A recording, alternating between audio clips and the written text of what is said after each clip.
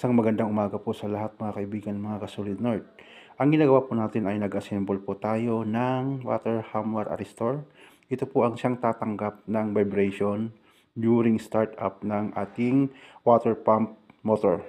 Bali, para po hindi po magkaroon ng vibration sa mga tubo, para maiwasan po na magkaroon ng leakage during vibration, ito po ang tatanggap mga kaibigan ng vibration.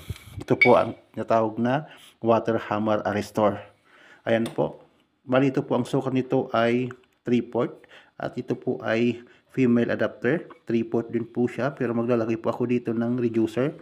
Ito po 3/4 by half inch kasi po yung lalagyan ko ng water hammer arrestor po ay half inch po siya. Ang order ko po dito ay half inch pero ang ibigay po nila ay 3/4. And maraming salamat po. Please subscribe YouTube channel Solid North Mix Vlog. Thank you.